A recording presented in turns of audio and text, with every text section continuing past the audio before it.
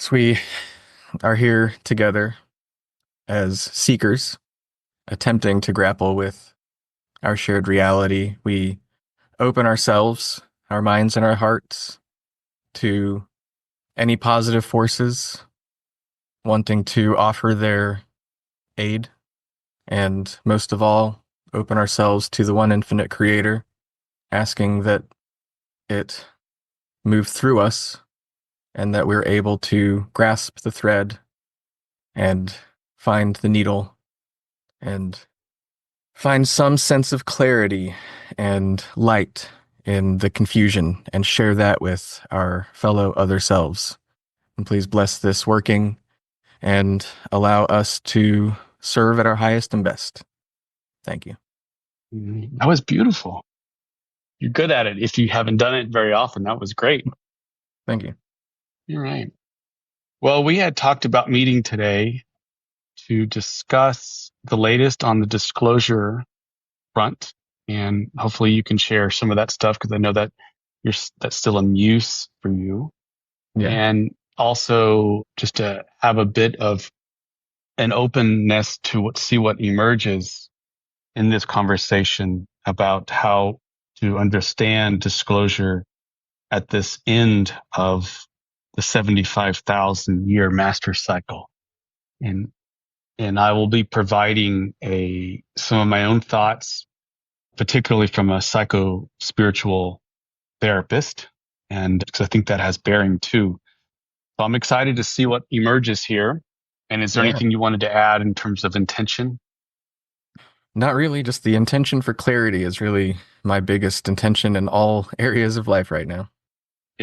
And I also want to say that for anybody listening to this, if it helps one person gain a little bit more clarity or feel a little bit more, allowing a little bit more perspective into their lives, then it will have been worth it. So that's my hope. Just one person Yeah. somewhere. And It I will be don't well. know who knows where, but okay. Well, last time we talked, we had discussed something. This is about a year and a half ago on disclosure. And maybe you could take us through your latest research and any findings. And do you happen to have any idea about the drones, by the way? You don't have to. I'm just curious. I mean, that's really the story of the moment in terms of UFOs and ufology, but I don't really have a very well formed opinion about it. I have been paying some attention to it, but I think there's so much at play here. There's a lot of things that what I call the pseudo skeptics typically point to in situations like this, like mass hysteria, stuff like that. Those aren't invalid ways that people operate. Like mass hysteria does exist, and there is an element of that going on. I think that people think something is happening, they tend to pay more attention, try to look for things happening, and so they're obviously going to see more things happening, and that then compounds on itself. And so when it eventually the information gets to us filtered through all of these sources, whether it's people on the internet, the media, stuff like that, it's so shadowy, it's so hard to tell what exactly is going on. And if there's one consistent theme in what's happening with the drones right now, that at the time of recording this podcast is still like this ongoing issue, is that the institutions that we would hope for solid answers from don't only not have good answers, they have very confusing ways to approach this publicly. And that's just been true for UFOs since the beginning. And why they do that, why they try to obfuscate and give inconsistent and incompatible answers, it's anybody's real guess. There's lots of nefarious assumptions you can make, but it's definitely true now with these drones that I don't know what's happening. And it seems like the government doesn't want us to know what's happening, if they even know what's happening. And so that's kind of where it is. I would not be surprised if at some point the truth came out and all of this was simply just human, not even like unusual human activity, but pretty normal human activity or adversarial country activity. But who knows? It's what's fascinating to me is seeing the reactions and how the public has reacted to all of it, not necessarily the thing itself at this moment, because I haven't personally seen anything that has been like groundbreaking or mind blowing in terms of what's happening. Yeah. I like what you said there, and that is tying the drone phenomena And who knows, it might be solved tomorrow. It might be solved in a couple of months. Old news for anybody listening to this. But at least it should be said, as to underscore what you're saying, is that the overall reaction to the drone phenomena right now is exactly what we have been experiencing for almost 100 years, maybe. Mm-hmm. And, and that is not a lot of clarity. Yes, mass hysteria, shoot them down, bellicosity Yeah. to their positive, benevolent. I mean, so people are all over the board, and it just happens to be a catalyst that's in her face, I guess. Yeah, it's there's a consistent theme that touches on that bellicosity that is just sort of the narrative of UFOs and how people in the ufology field try to push this into relevance, and that's through the lens of national security and emphasizing that if the government doesn't know what these are, then how can they know that we're not at risk? And like it's a very fear-based warlike mentality that is true of all UFOs. It's how, in the congressional hearings we've seen the past couple of years, it is that approach. It is we need to pay attention to these, not because it's an interesting phenomenon that tells us more about us as humans, but because it could be a threat. And that's the only way to make inroads into the government, it seems, is to say, you're not doing your job to protect national security if you don't take this seriously, because it's easy to dismiss for government people otherwise, I think. Yeah. You and I are, as we have grown in our friendship and conversations like this, I think we're trying to find a way to accept that that is the reality, that government is going to move in that direction and people are going to take it seriously if it's seen as a threat. Of course, that belongs in the lower chakra area, survival. It's okay. Let's not throw that out because that's probably how that might be our entryway or entryway into this larger spiritual aspect. But Mhm. if you just start and jump into the spiritual piece, then yeah, it would cause incredible problems because people aren't there. Even those who are, quote, evangelical or fundamentalist and so on and so forth, we're going to have a real hard time, I think, justifying in their own religiosity from their perspective. How does Jesus die once and for all for the sins of humanity? And now we've got aliens. And how does all that work? These Right. are all theological problems that for many so-called Christians, and I would find myself as one, it's not a big deal, but for many others, it'll be shattered. So we can't start there. I think we have to start closer to seeing it as kind of how it's been playing out. Now, if we stay in the bellicosity and the warfare piece, then that is a problem. Huh? Right. Yeah, I think my perspective is, for one thing, like the national security thing, it's relevant. If these things are dangerous in some way, like let's say they come from an adversarial country, then emphasizing national security is really important on that stage. And that's not the stage that you and I typically dance on, I think. But I don't want to like say that it's totally irrelevant because any UFO that we don't know what it is and it's around like a nuclear weapons site in the through the lens of national security, that should be a huge deal, and they should be taking it more seriously than they are publicly. So I think it's a valid approach, but it, takes us in a, I guess, how in the Law of One, Ra talks about how distortions need to be emphasized and energized before they can be balanced. We might be in that kind of realm where like it's emphasizing this bellicosity and this warlike approach so it is more apparent to us. And then once it's more apparent to us, we can possibly grapple with it more from a spiritual perspective. But Mm, good. You've had some trainings recently, like you've been given presentations on your approach to disclosure. And we were going to use today as a way for us to talk about that in now a couple of months, probably since your last presentation. So you maybe even added some more refinement. So I'm very interested in hearing. yeah, so basically, what I have put together and have given a presentation on this past year, the way that I describe it is that I want to understand ufology outside of a law of one perspective, because for both you and I, the law of one is the lens through which we see everything. But I feel like for me, that really sort of blocks my ability to grapple with how the UFOs and just paranormal anomalous phenomenon will influence society and people and how it will act as a catalyst. And part of that is also because diving into ufology and the history of ufology and UFO experiences, it can be difficult to fit all of that neatly into the way that Ra describes the situation in the Law of One. So it felt really important to me to step outside of the Law of One and look at it from other lenses, essentially.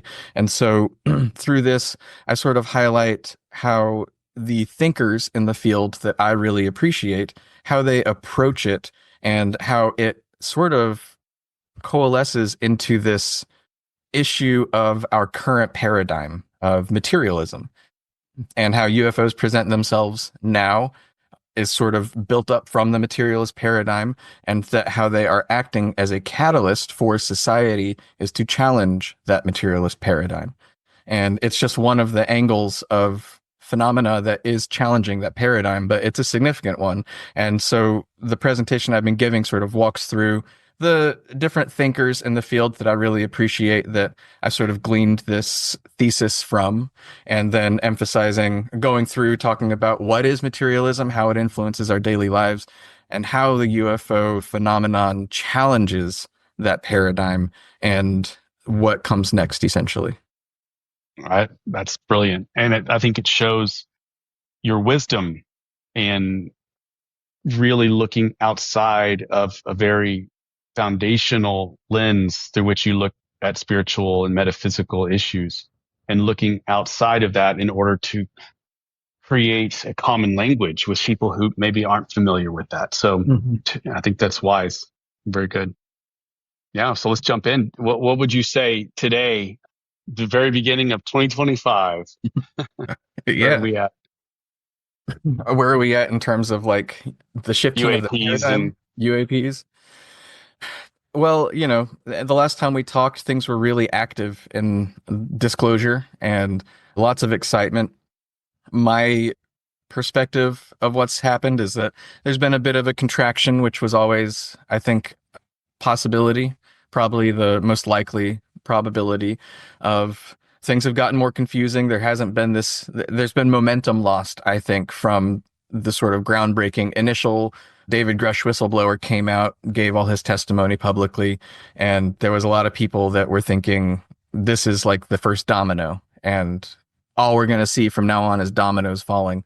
And I think that some people can say that's happening, but that's not my perspective. I think that we stepped up a level, but now we're again just sort of, we don't know where the next step is. We're confused. It's kind of stagnant. People in the field of ufology are going crazy over drones in New Jersey, and there's not been a lot of progress. There has been hearings. There's been, legislation that I talked about last time that's been reintroduced and then shot down again.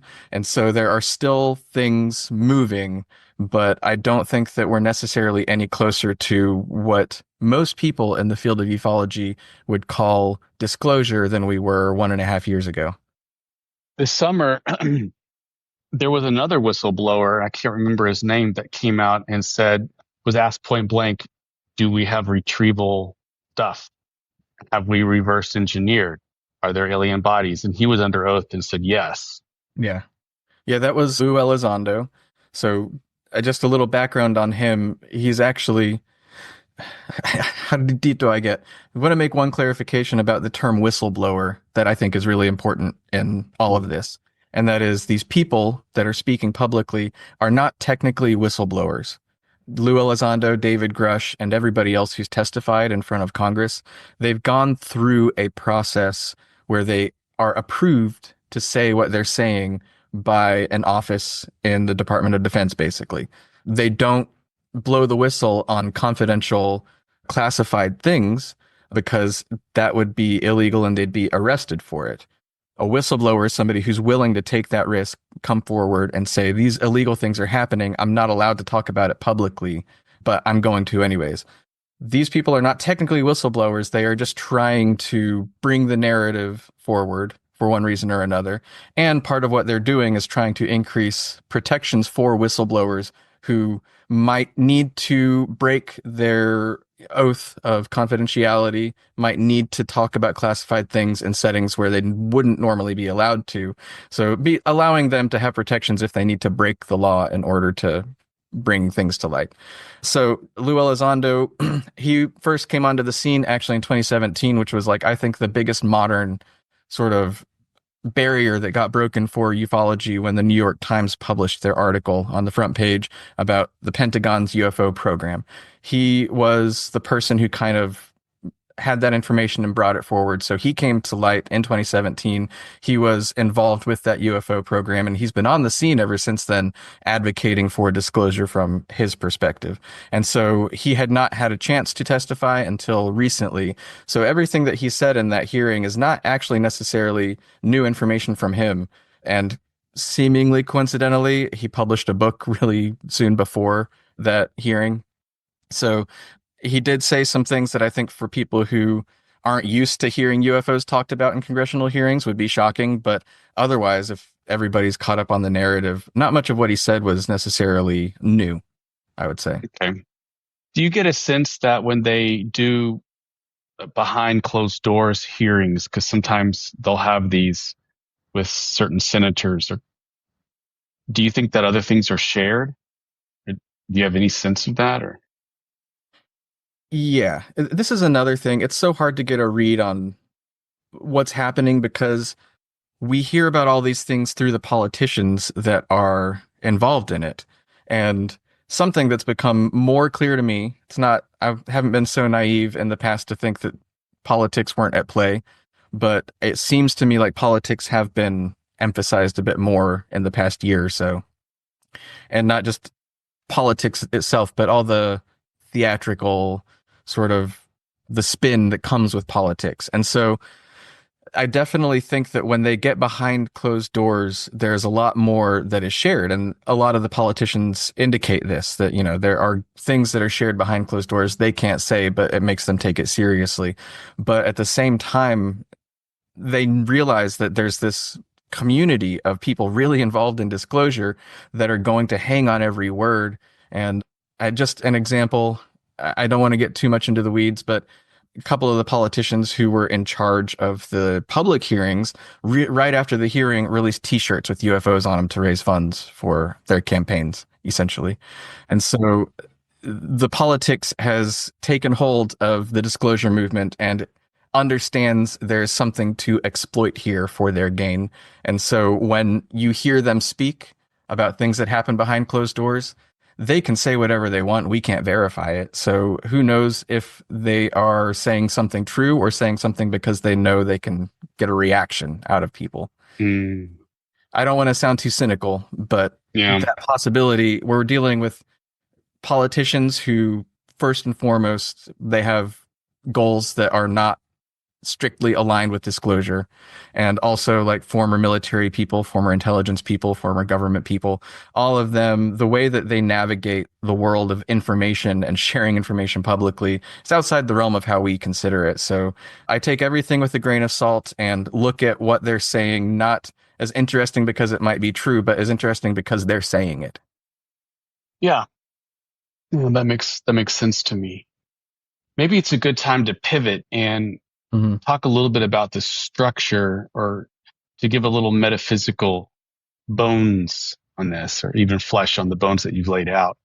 Clearly, there's something going on, and so I want to hear from some of the people that you have found important, Mm-hmm. and so how you have understood their work. Yeah, I think sort of the crux of the presentation that we're referring to kind of involved reading a collection of people that I really admire. Those would be ufologists like Jacques Vallee. More modern would be Diana Walsh Pasulka. She's a professor of religious studies at UNCW. Jeffrey Kripal, he's a professor of religion and philosophy at Rice University. John Mack, you might be familiar with. He was the head of the Harvard Psychiatry Department, investigated alien abductions. And then even philosophers, and this guy named Bernardo Kastrup, who I really admire. And then the name is escaping me right now, but I'll come back to it if I remember it. But essentially, the overall theme that I'm getting from reading all of these people is that the experiences that people have in UFO encounters, which can range from just seeing lights in the sky all the way to full on what would be considered abduction experiences, they have themes and consistencies with experiences accounted for in folklore in times past.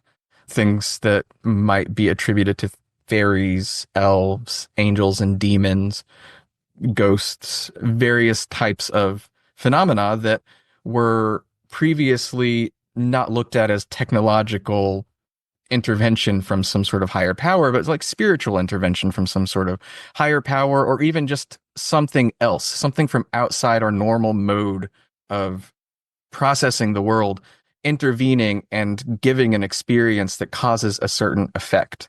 This is really pioneered by Jacques Vallee. He wrote a book, Passport to Magonia, that laid the groundwork for this decades ago.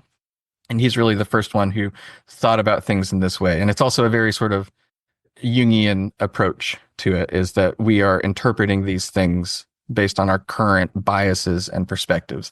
And so highlighting the similarities that they talk about in these experiences, and then why did it change from fairies, elves, angels, and demons to aliens from another planet in spaceships, and how that change happened. You know, my thesis being the advent of materialism. We had the Enlightenment, where a lot of superstition, otherworldly things, religion, everything like that was downgraded in our ontology, and materialism was upgraded to the point where even if somebody has spiritual beliefs or isn't a full-on materialist, materialism is so pervasive in our society that it is the basis for almost even our religious ontologies. It is the basis for how we operate.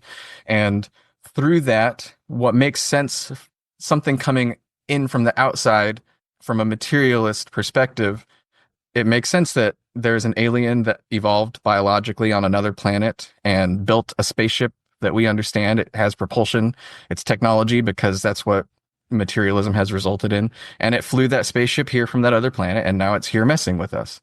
And that fits with the materialist narrative, and happens to also be how it is manifesting, how whatever this is from the outside reaching in, it's how it's manifesting now. It fits with this materialist narrative.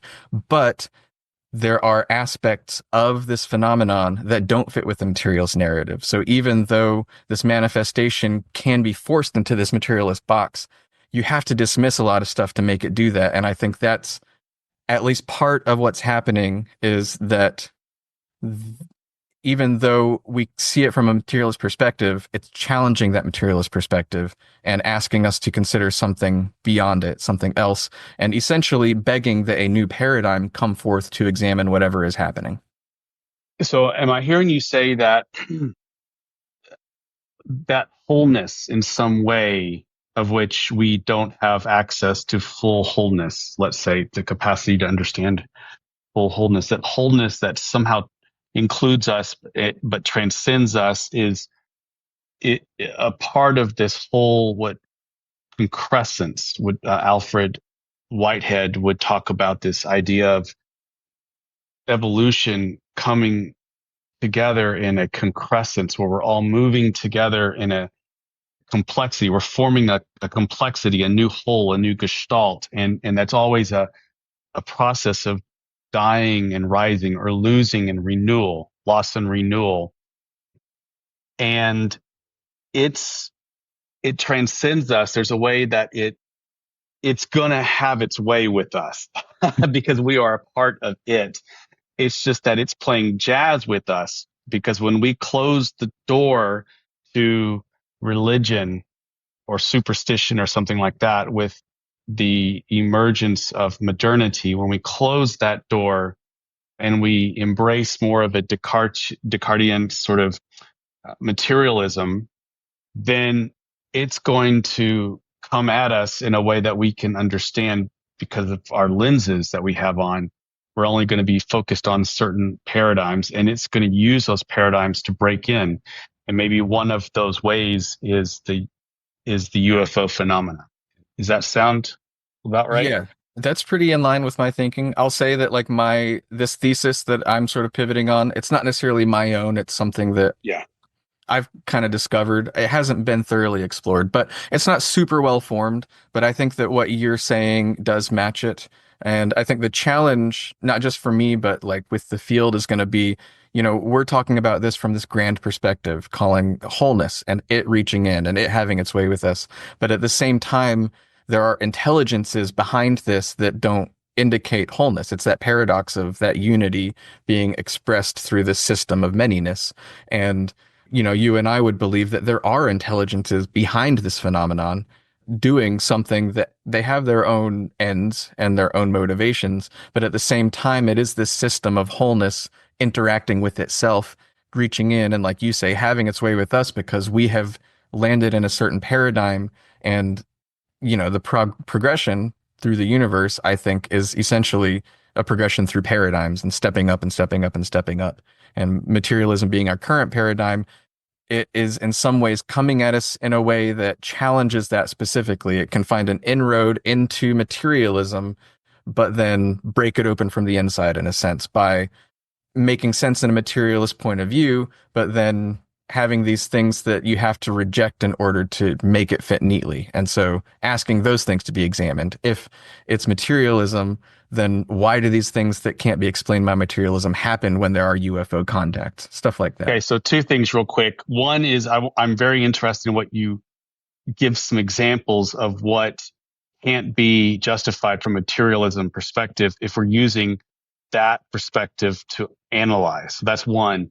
Okay. Two is earlier, about 2 minutes ago, you were talking about, well, I guess it was you and I discussing how wholeness is trying to break in. And in some ways, if we look at the whole cosmos maybe as one body, and then thinking of your body or my body, and we're trying to understand this phenomena from the perspective of a clump of cells that is trying to understand the gestalt of Austin or the gestalt of Doug, that is also a cell in a larger corpus, a larger body. But I'm thinking specifically of the liver is going to do the liver. The heart has its own agenda of doing the heart. Thank God, because I wouldn't want my liver to try to beat like a heart. You know, so each organ has its agenda to do Mm. itself, to do its nature. There's a drive there, but including and transcending that is a drive for synthesis, for all of these body parts to work in conjunction together Mhm. for the sake of the larger unity that is you or me. Right. And Yeah. And inside of that plurality, inside of that unity, which is diversity maintained by love and protected by love, in the UFO phenomena, we have a polarity that is beyond, say, electromagnetic polarity or basic polarity of positive and negative. In fact, one of the things that I've really come to love in terms of process philosophy is the creator's own discovery of nuancing the phenomena of polarity at some point is actually discovered that polarity can exist inside of the spiritual or the metaphysical, mhm. which is a real new thing because you have to have that veil in place. And we'll get there, I'm assuming. But there it is again, the negative and positive polarity inside of this metaphysical polarity that also creates potentiation and work. Mhm. So I just wanted to say that part of organs working together, doing their thing, having their agenda.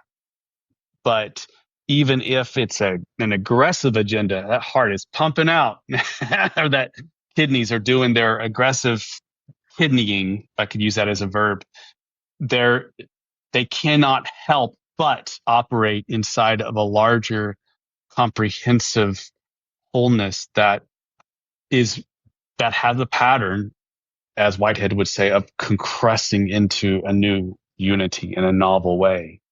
But Right. could we circle back and maybe you could share a few examples of what you were talking about? Yeah, I think sort of the first step in this would be the technological capabilities of what the some UFOs can demonstrate.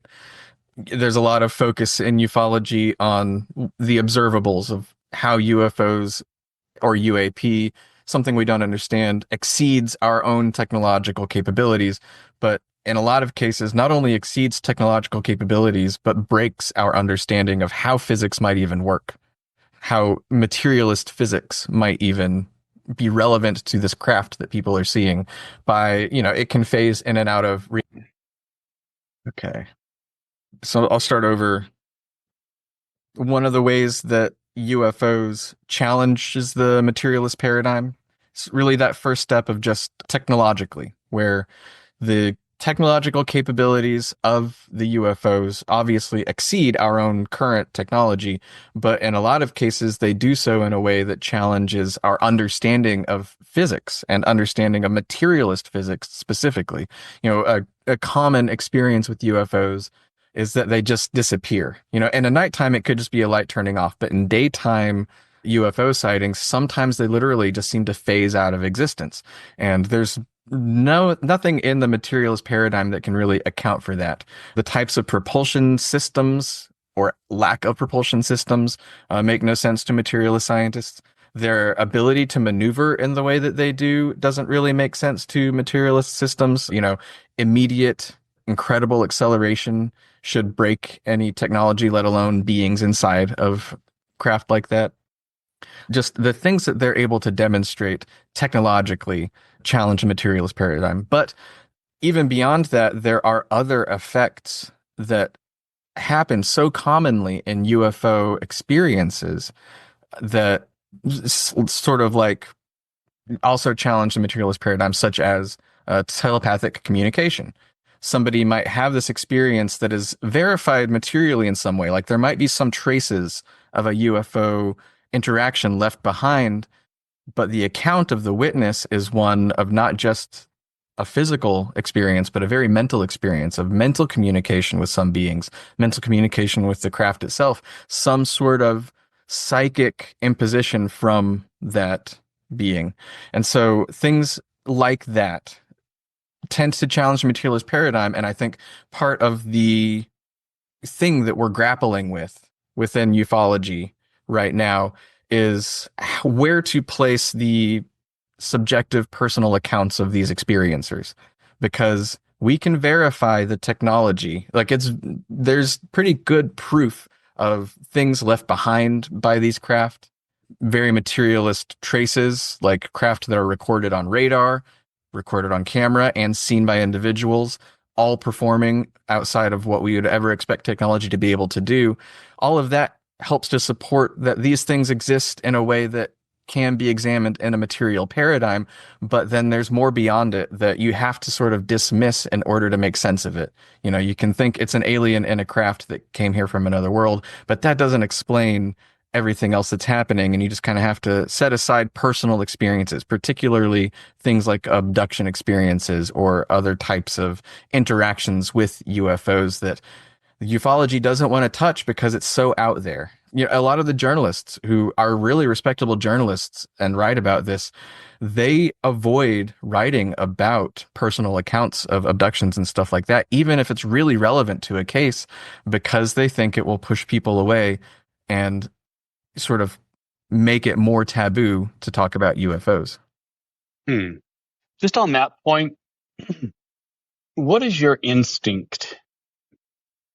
Do we push it away and not talk about these things, or do we embrace it and really have a big question mark and hold it in tension?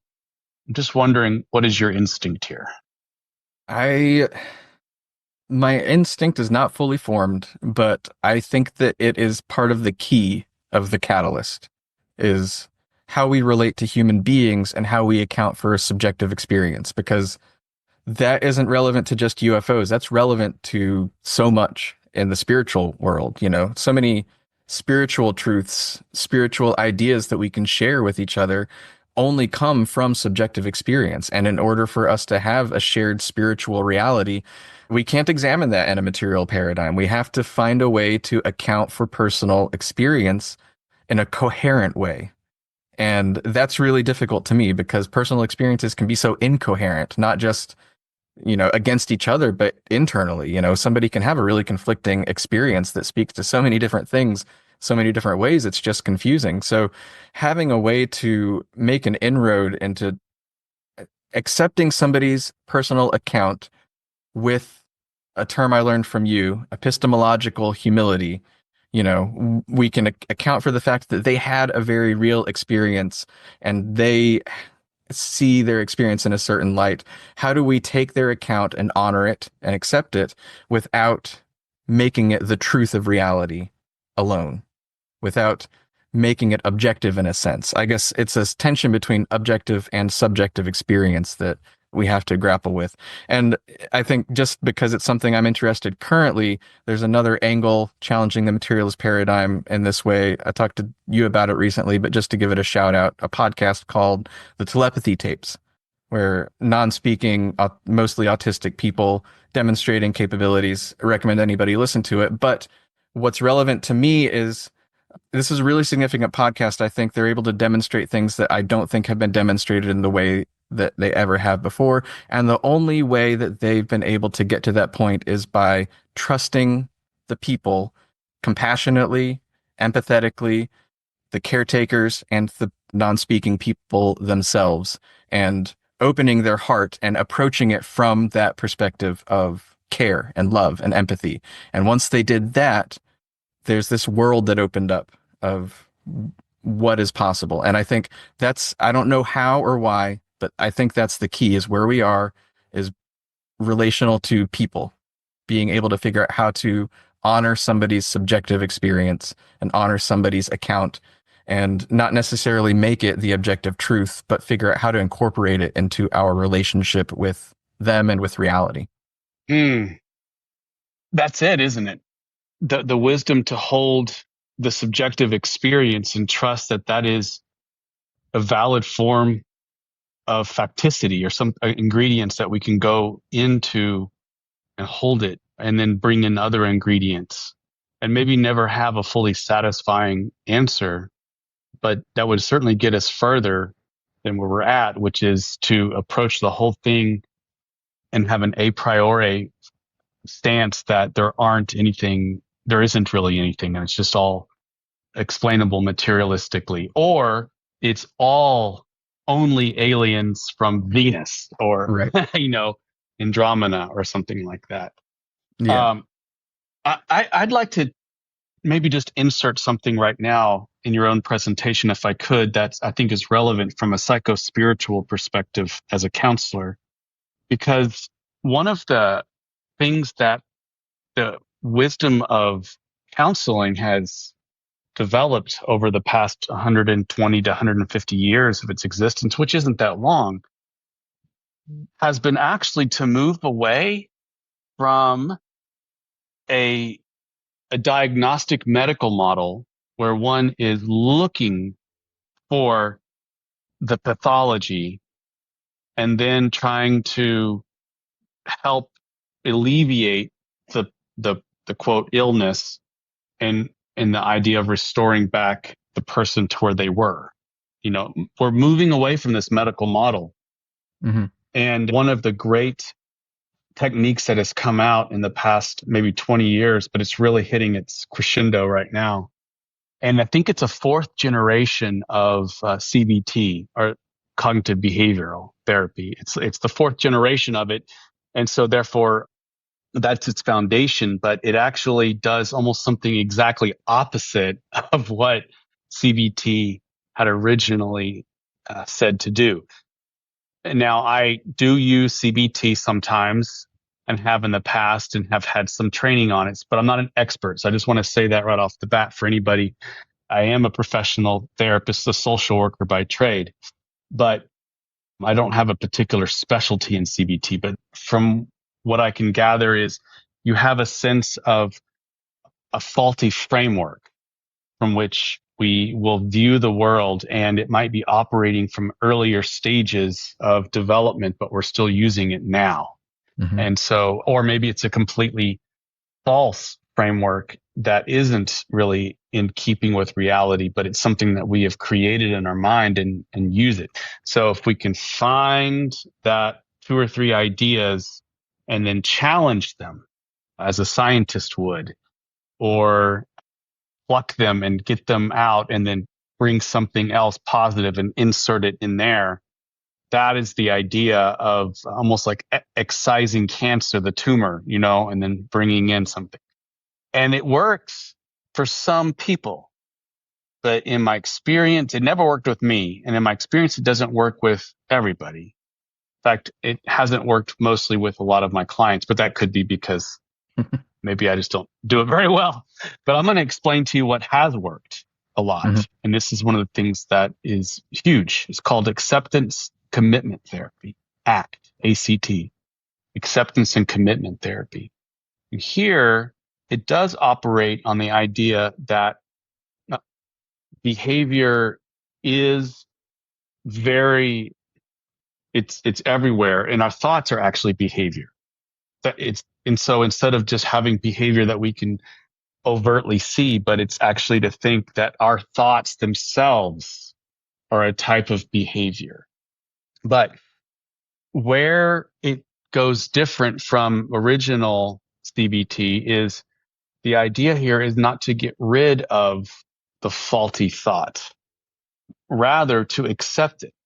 Now, I know you're going to start to say, well, this sounds a lot like the balancing techniques from Ra as I go along here. But the idea is to accept this faulty thought and treat it in a sense as you would maybe an old uncle that you don't necessarily want around at parties all the time, but he's one of us. And so we're going to put him in the room. We're going to create a little place for him to hang out, and here's a beer and there's a football game and you do you boo boo kind of thing. But the idea is to enlarge the heart, to enlarge the nous, which is metanoia, by the way. That word means to convert or repent. We translated metanoia, a Greek word, into English. But really what metanoia means is to open the heart and create spaciousness for the parts of us that we don't quote like. So we, instead of don't like them, we embrace them, but we're also wise. This is Blu-ray. We're wise and we position them amongst a myriad of other parts of us that then we can emphasize things like forgiveness or compassion or areas that we want to grow in that are nascent yet, you see. But most of the time, we're so preoccupied with some kind of negative thought, and then we almost have a laser like focus to hate that part of ourselves. I just hate that I have anxiety, for example, or something like that.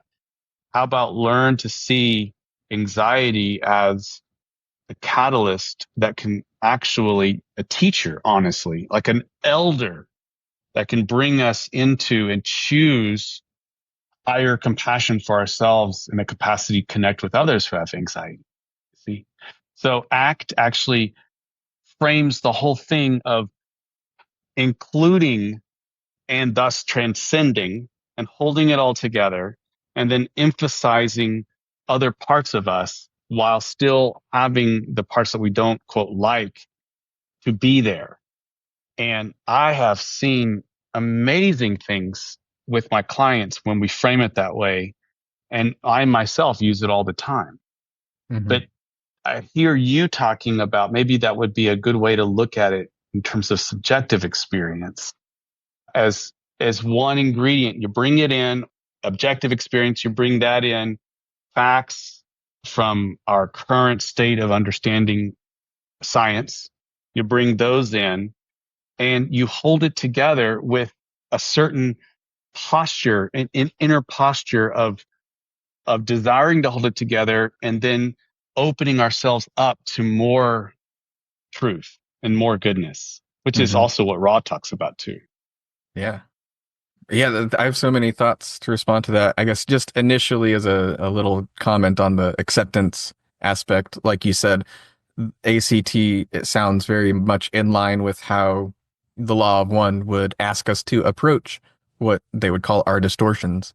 Ross says judgment engenders further distortion.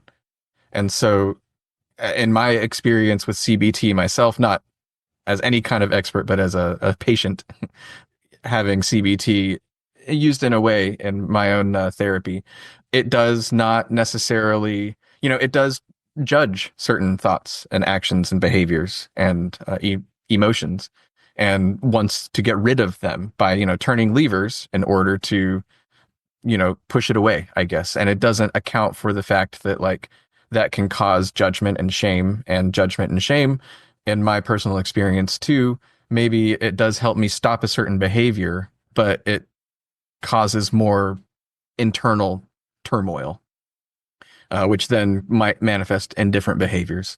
So that's really inspiring to hear that. And I think, in just a broad response to what you're saying, I think it's really fascinating the progression of how this is moved, because psychology, psychiatry, therapy, counseling, and even like social sciences, they've always relied on personal subjective accounts in order to operate, right? You can't really practice any kind of therapy without listening to the patient and trusting in some way in what they're saying and how they're accounting for their personal experience.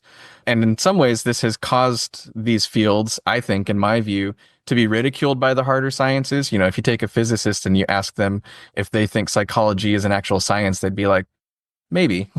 It's science-ish, but what we're doing is the real science because it's hard. You can reproduce it every time in a laboratory.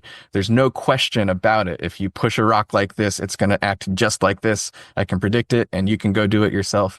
And that is, might sometimes be the case for subjective human experience and behavior, but in order for psychology to even be relevant and help people, you have to accept subjective accounts and subjective experiences in the science. And in my understanding, that's one of the reasons why CBT has been upheld as such a prime example, is because to date, it's one of the only things as psychological, correct me if I'm wrong, psychological treatments that consistently works in laboratory settings where they study it and they can like track the results scientifically. But like you're saying, once you get to a certain point of human subjectivity, that's only going to go so far. There's only so much you're going to be able to prove in a laboratory when you're working with individual humans and their individual psychologies. And so I think that these progressions happening in psychology are natural and really inspiring, that you account more and more and more for objective experience, try to get more and more away from the need to box it up into something objective in a laboratory and approach things more from a human perspective rather than a laboratory perspective. And I think that's the paradigm shift, at least a part of the paradigm shift, is getting away from things have to be proved in a laboratory to be considered real, or at least to be considered relevant to our reality, and somehow account for human experience that doesn't match what might be proved in a laboratory. Hmm. Yeah, and also the idea of CBT, the idea of the medical model, very modernist thought, is that we take out the negative and restore the person as they were. Mm. But ACT, and other types of therapy that I like, but I'm always combining it with spirituality too, because I don't know how to separate the two in my mind, Yeah. is is to actually look as an ongoing process or an ongoing transformation. We really want to take someone and bring them back to the way they were. It's Right. almost like someone who is an alcoholic and then they go to through recovery. Well, do we want to take away all of the self insight that that happened because of their grappling with this thing that they were powerless over? If we want to return them back to the state of little self awareness, Mm-hmm. no, we want to appreciate that the very thing that we think is the thorn in our side is the foundation for the next stage in our life that continually opens us up to more and more reality, or what Ra would call more love, you Hmm. know?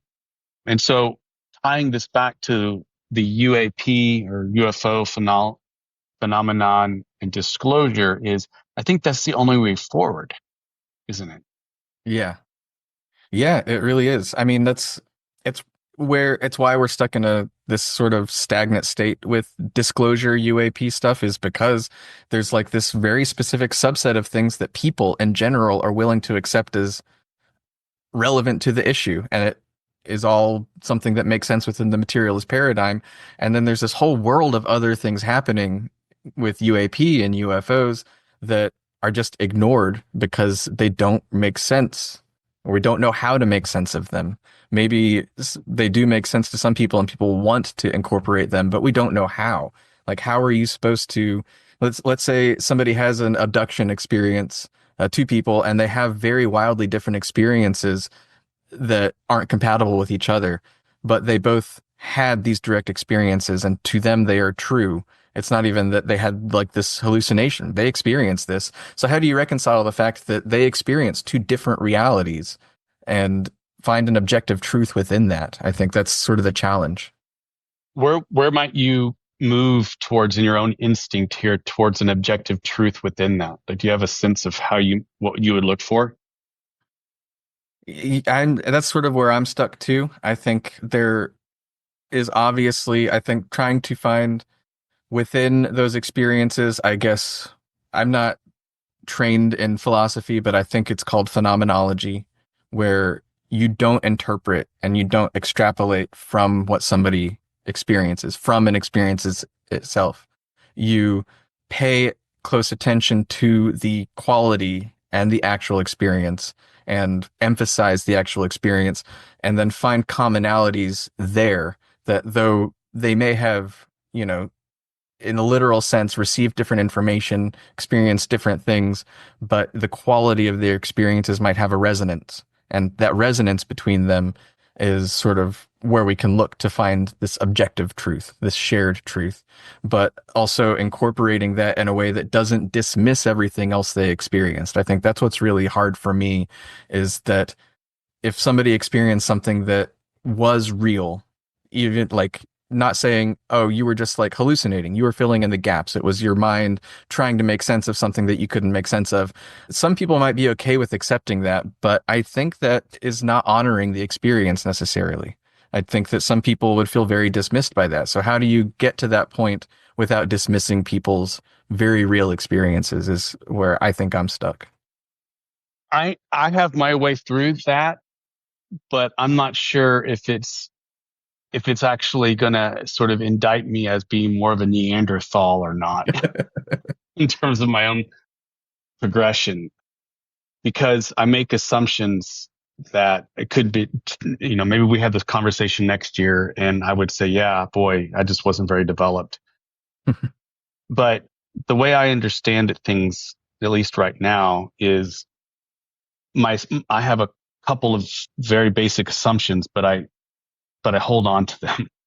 And I guess you could say they're religious tenets that I hold on to as true, but are they? I don't know. I'm willing to be okay with them being true for me, and it's enough, but it makes sense to me. And that is, everything that arises converges. That it seems to be this pattern of simpler things live a life and then somehow die. And it could be just dying to their simple ways of being in order to connect and create a new complexity. And then that complexity is a part of another generation of simple things, but they're more complex than the first generation. And these little complexities come and then they connect. That there seems to be uh, some kind of cosmic law, fundamentum. I mean, from a law of one perspective, I think it's basically the awareness consciousness principle and the creative principle, which is really nested inside each other. But it's this have to, there's a have to about reality, that It wants to experience for the sake of experiencing. And that is joyful. And that in experiencing, there are certain stages where there is an expansion. Like when Ross says, for example, to know the self, accept the self, become the creator. I'm thinking like to know the self is kind of code for this blowing out expansion. And then there's a part of the stage of experiencing where it's to accept the self. But when I look at the etymology of accept, which I just did over this weekend, I was really empowered. I was surprised to see that accept comes from the sense of grabbing a hold and pulling it towards the self.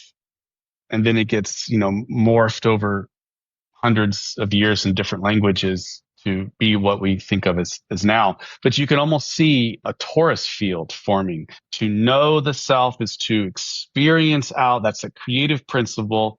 To accept the self is to pull it in. And it's almost like a grabbing, like a gravity, a spiritual gravity, pulling it in. And then there's a third stage, once it's accepted in here, is to distill it, Hmm. find meaning in what was outward and then coming inward. What was meaningful here? Joyful. That's where joy is. The delight of just expression, the cosmic breath, outward and inward, and then holding it. And then again, the creative principle just pumps it back out and saying novelty, intensity, beauty, novelty. Like now, can we express outward in slightly nuanced ways to bring something new in, bring it, accept the self, bring it back in, and to learn, distilling. And this is becoming the creator. It's not that you arrive at a stasis like, yo, I'm the creator. That is the very process of knowing and experiencing out and accepting, coming back in, Right. distilling. That is the creator. Hmm.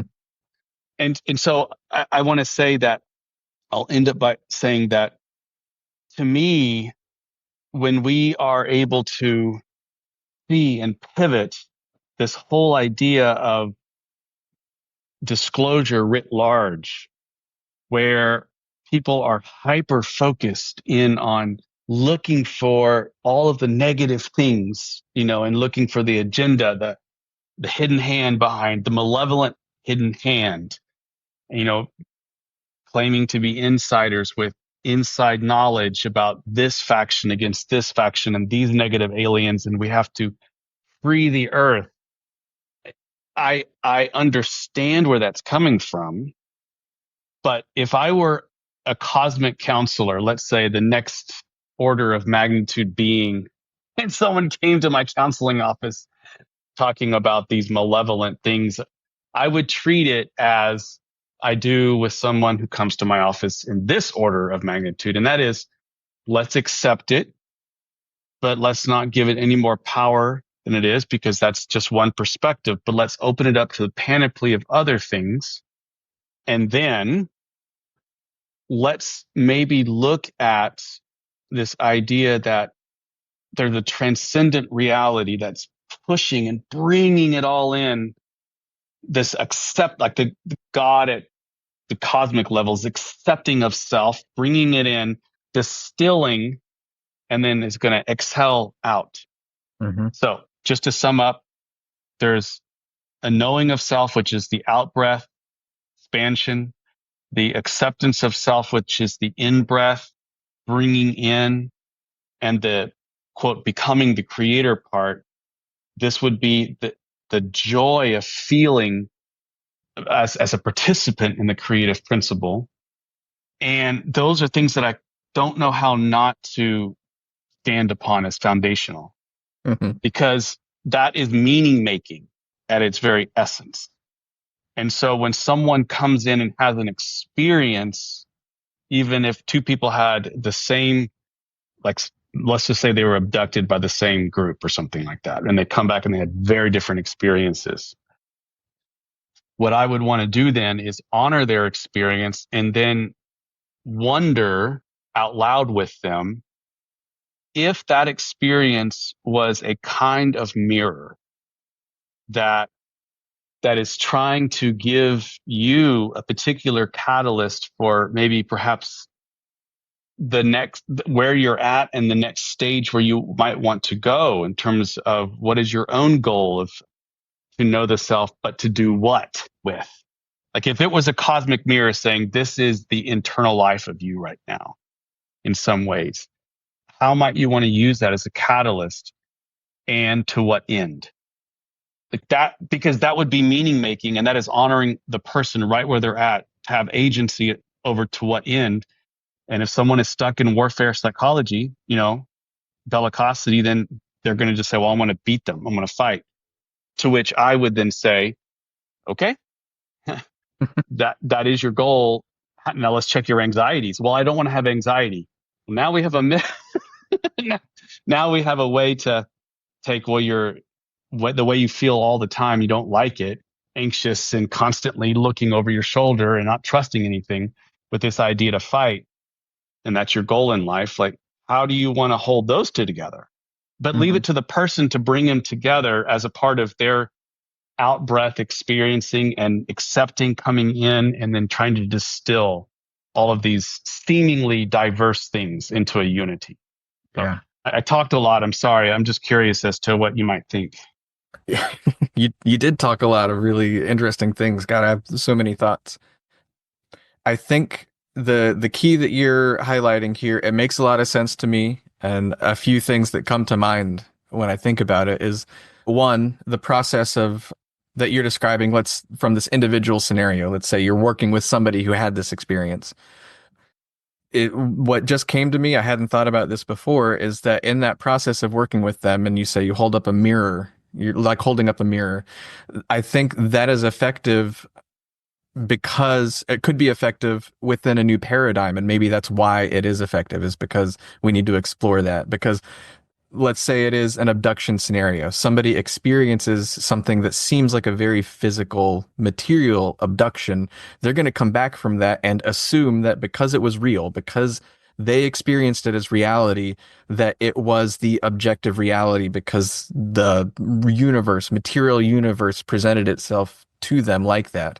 If we operate not from a materialist perspective, but from one where consciousness or mind is more fundamental, and that our experience of reality is based less on the material of reality and more of the underlying mind of reality, then a person who grasps that could way more easily accept the idea that even though what they experienced was real, it was a reflection and it can be worked with mentally and from that perspective rather than trying to grapple with it materially, which is impossible, I think.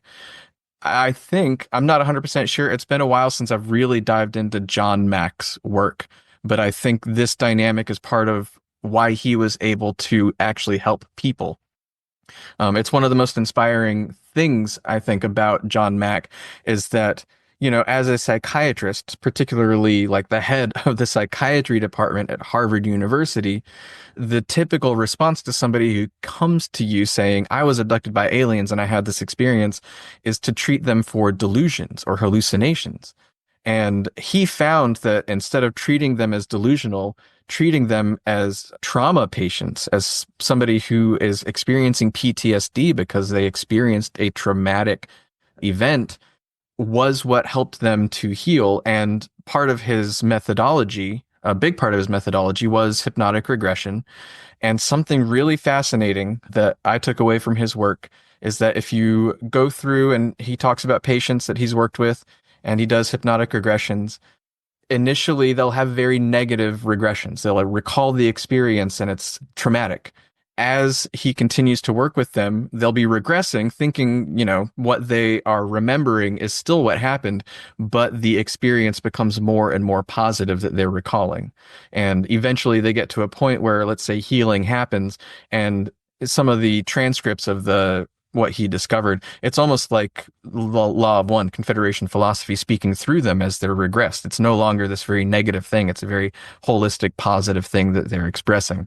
And I think that is part of his methodology is what you described literally with like an abduction patient, helping them to understand what they went through, not from a materialist perspective, but from more of a mental, internal perspective. And that would require that shift from materialism to something else for people to accept. But maybe that's the key. Maybe that's the inroad, is that that's proven to be the effective method. So maybe we need to look at what's happening there.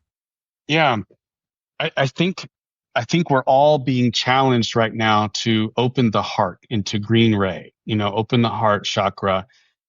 And I think the only way to do that is through surrender, to surrender to what we thought was absolutely 100% true.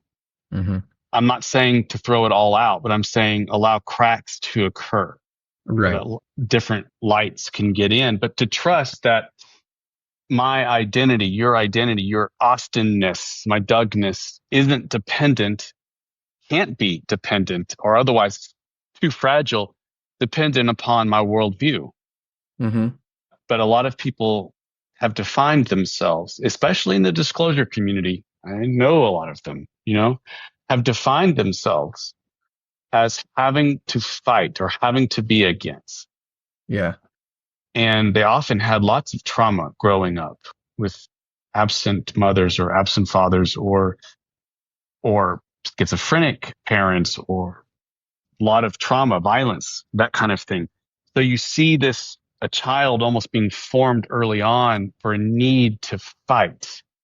And when we can honor that need and behind the aggression is always sadness, Mm-hmm. grief that needs to happen that is not being acknowledged because it's being affirmed by society in this shining noble knight that wants to fight. But when we can actually assess the person for this grief of a childhood lost or a voice not heard growing up, hold them, nurture them below that fear. Am I going to be okay at the fundamental level? And you find out often they weren't okay. And they had to create an internal worldview that is bellicose and ready for war because that's the way that they psychically perhaps had to survive. But then when they have these experiences, if I'm understanding free will or the law of one, or I think that it has to be that whatever is given at the level of the receiver, Yeah. and it'll be understood and received at what they feel unconsciously is needed or what their worldview is. Mm-hmm. And so then, as you say, is initially something negative. If you work with them, then it could open up into something more positive and maybe even holistic. Regardless, if let's say the abducting entities were either negative or positive, it kind of doesn't matter at that point Right.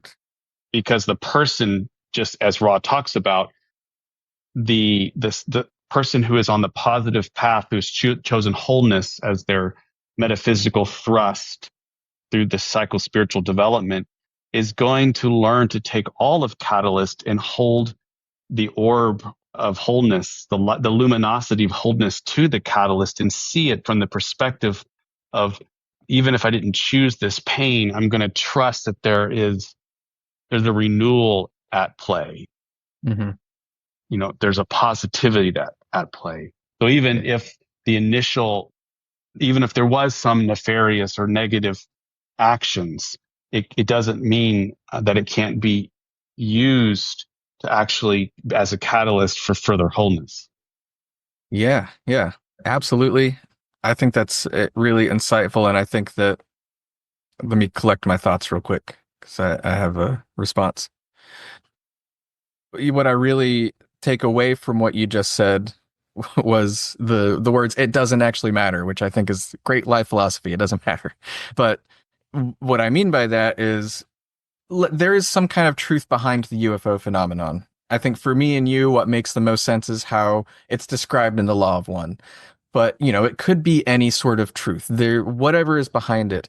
What I have come to really notice in my sort of trying to explore it outside of the Law of One is that the UFO phenomenon and whatever sort of dynamic is happening in that experience where it was previously spiritual beings, elves, stuff like that, is reflective and it is potently reflective. It's not just like, reality itself is reflective, I think, from our perspective.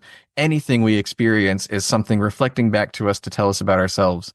There's something extremely more potent about these beings from outside that the reflection offered by that is powerful in both individual and collective ways.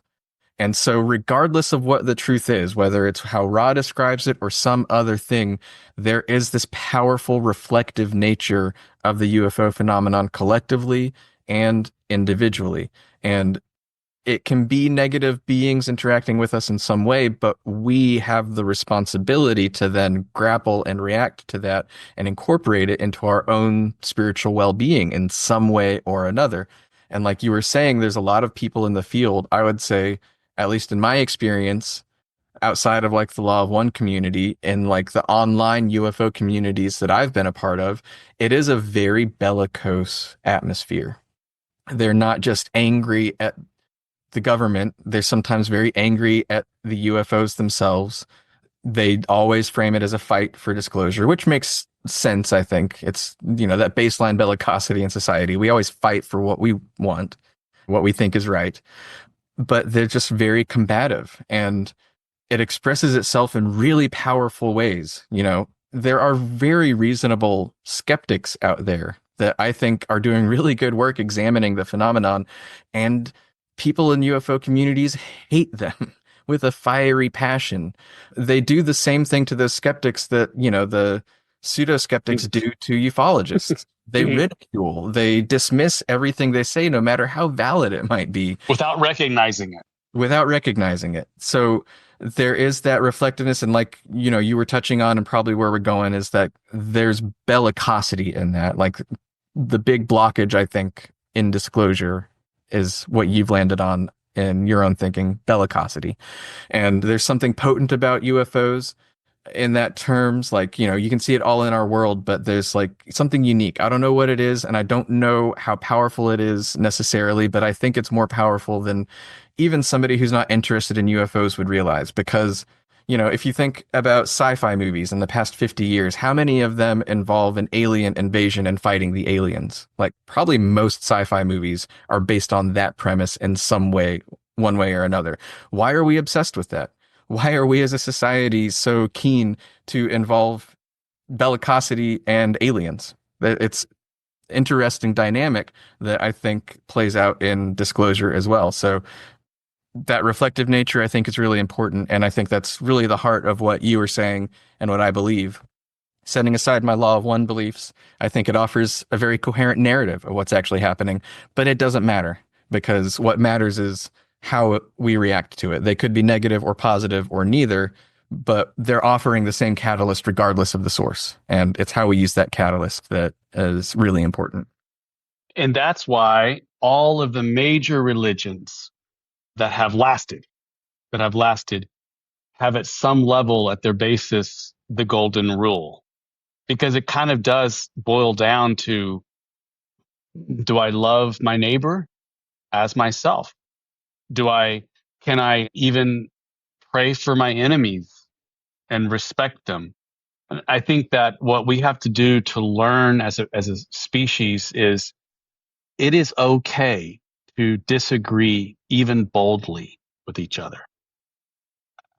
I think that the overly activated green energy centered people, if I could be a little Law of One there, new agey, the overly active don't want to disagree with others because there's this fear of alienating people. Yeah. But I think we have to be okay with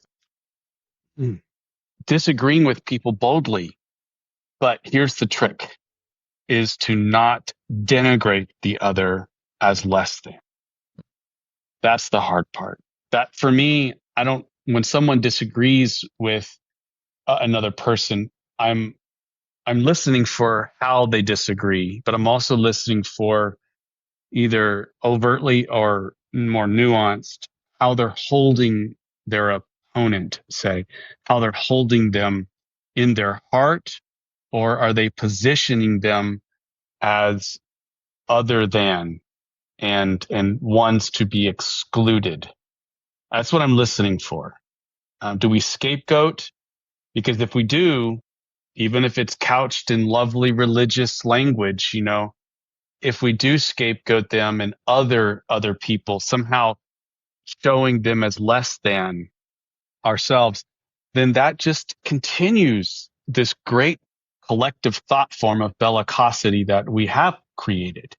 Yeah. And that has now created us. I mean, it's like social media. We created social media, but social media creates us and then ensconces us in these certain confirmation rooms, echo chambers, I suppose, huh? Yeah. So I think that what we have to do is learn to disagree boldly with each other and make it overt that we're safeguarding our connection through the disagreement, even though it might be bold. Yeah. Yeah. How do we do that? Yeah, I think that's exactly how I feel. It reminds me of there's a quote from ufologist J. Allen Hynek, who was basically the government's ufologist for a long time. He ran Project Blue Book. He was the scientist in charge of investigating UFOs for the the Air Force or the Department of Defense, I'm not sure. But essentially, he saw his job for a long time as going around and debunking things. Like he knew that his role was to sort of quell hysteria.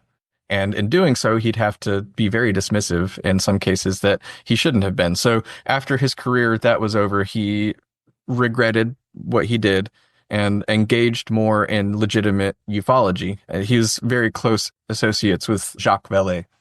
And Don Elkins pulled a quote from him to put in Secrets of the UFO.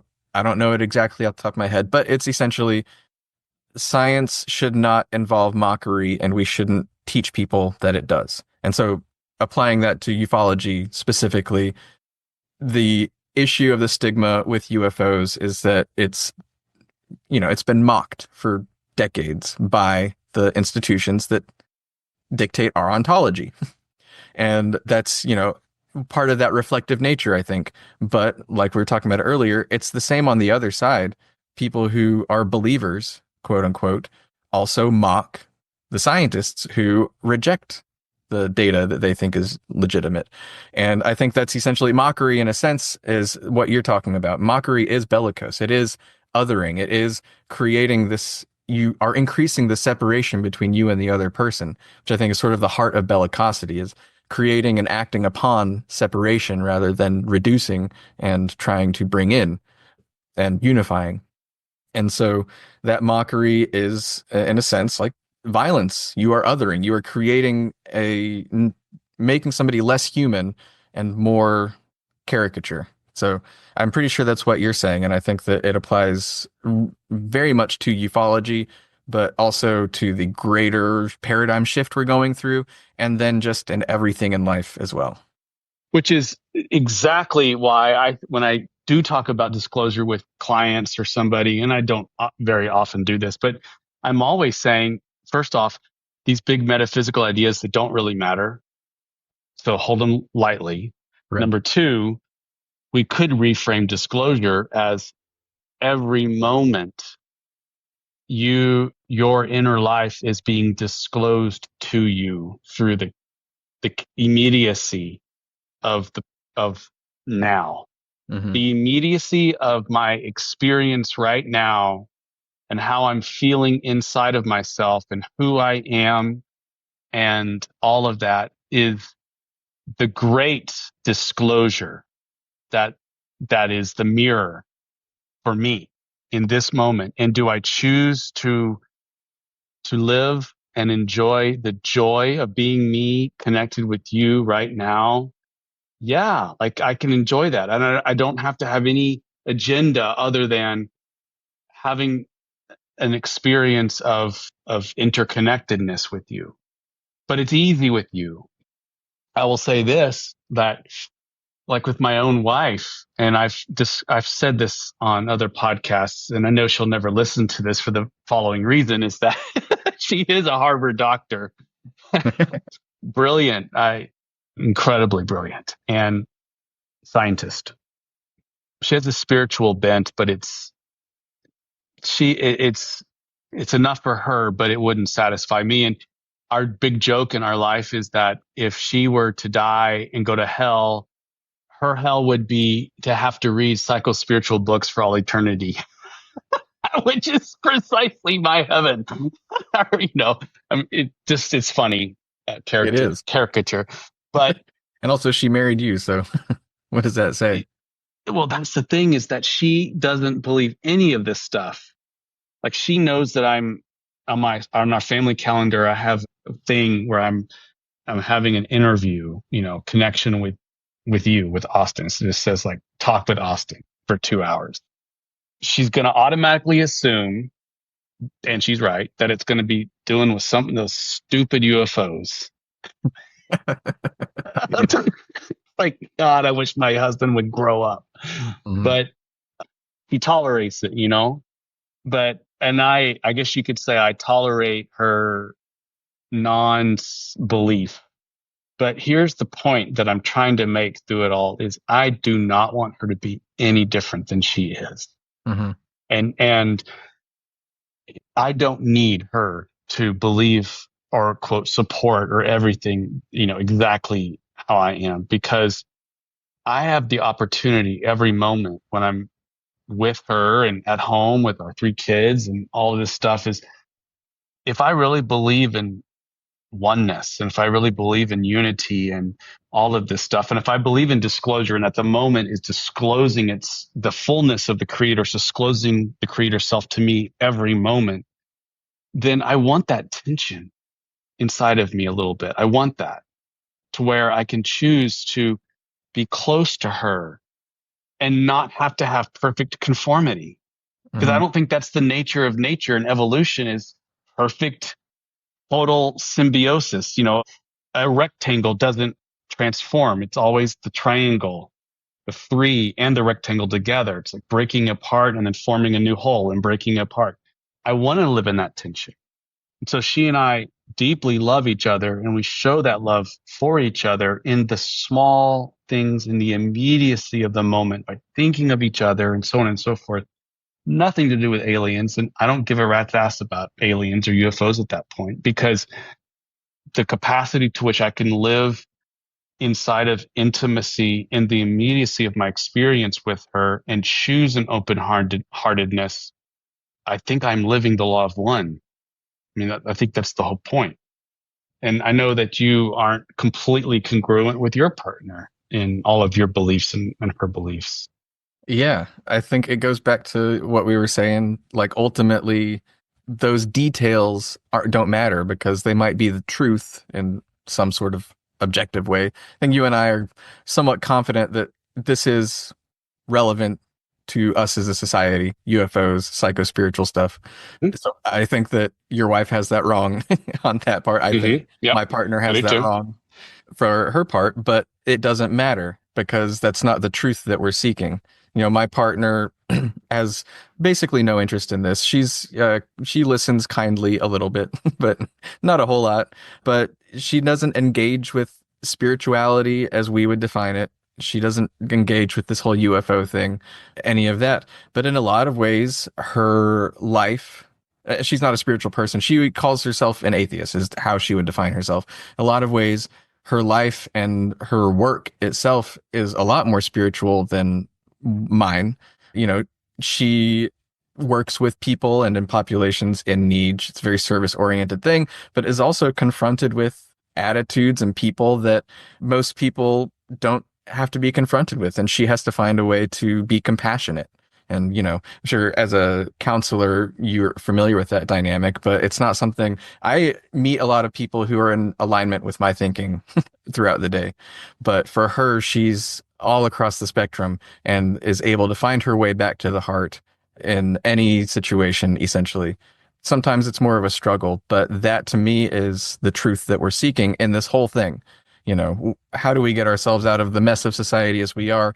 It's not trying to find the objective truth of reality, I think, but the truth of relationship and the truth of, that our heart is calling us to acknowledge in how we relate to each other, and not how we try to find some material objective truth out there, whether it's about UFOs, politics, or anything else.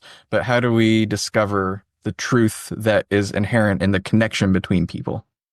Yes, connection over correction. That's cool. Yeah, I like that. Well, this has been a fantastic conversation. I think we've covered a lot, and I think we've covered the psychospiritual perspectives. You've given a good overview of what's going on, or maybe not what's going on. Mhm. But who knows? Maybe 2025 will be a more opening, although Yeah. it, I don't even care if the goalposts get pushed back. They keep getting pushed back. This year we'll have disclosure. No, this year, who cares? Because to me, the disclosure of the external is the same as the disclosure in the internal. So the more that people focused up there and wanting it to happen without looking in here just means that up there is not going to happen until we look in here. Yeah. And so I say, look at both, but if you have a preference, the mirror is where the full creator is, huh? Yeah, absolutely. Yeah. There's some, it is a reflection. So it is important. It's not irrelevant. I'm not Right. saying you should ignore it, but it is pointing back. It is It not has to. in itself its own thing. It's pointing back to us. And I think that's really the important part. The key. Yeah. Amen, brother. I'm going to close this out here. You opened us up in a nice opening. So if you don't mind, I'll close this out and then I'll press stop record and you and I can finish. All right. One infinite creator. You transcend all things. You incarnate as all things. You dwell within all things. You are unity experiencing itself through diverse relationality, all inside of one love, one joy, one delight, one consummation, one act of consummation, the universe experiencing itself at every level. And all we can do is willingly participate with agency and open heartedness or continue to brace against this unity.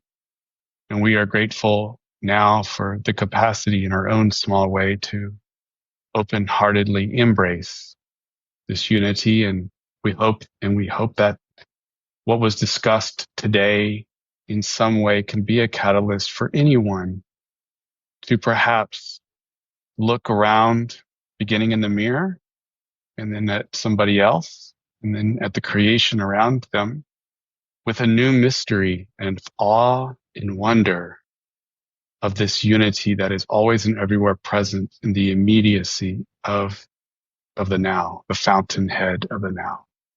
Thank you. Thank you. Thank you. Amen. Amen. All right.